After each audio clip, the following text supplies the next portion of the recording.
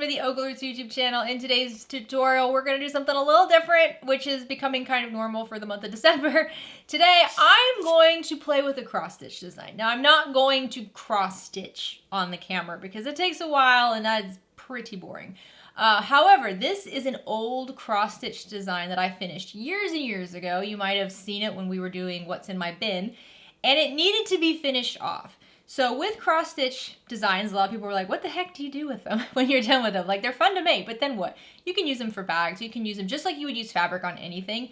Or if you have one that you really love, like maybe you want to display it in a child's room, or you just, you love princesses or something like that, and you want to have a nice feature wall, you would hoop it and you would finish it off on the back. So I'm going to show you how I do this using bag making supplies. So I don't have a whole lot of fancy things for cross stitching, but I do have a lot of scraps and tape and glue and stuff for making bags. So today we're going to walk through finishing off a cross stitch design. You will need a hoop and your cross stitched item, but it can be any cross stitch design, any hoop size.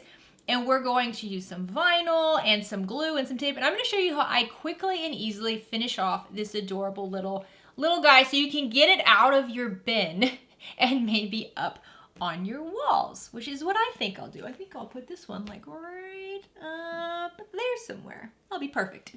So if you're new to the OklaRoots YouTube channel, please consider clicking subscribe down below. If you like this video, please give it a like. Any questions, comments, anything, I'll leave them down below. If you'd like to do a cross-stitching video, I'd be more than happy. I would be thrilled to do a cross-stitching video with you guys. Cross-stitching is my personal pleasure. It's an item, I sew all the time, obviously. I make a lot of bags and I love making bags, but I stand here for most hours of the day sewing and moving to my sewing machine and cutting and ironing. And so when I just need to relax, but I still want to be busy with my hands and I still want to be creative, cross-stitching is really what I pick up. Cross-stitching or English paper piecing. I love to sit on the couch, put on a movie, have a tasty little drink, some cookies to go with it, and just spend a few hours zoning out, creating something beautiful that just doesn't require like a lot of work at all and doesn't require a lot of thought. So if you'd like to do a video, there's not a whole lot I can show you. I can show you how I cross stitch. I mean, it's just, it's literally an X and X and X.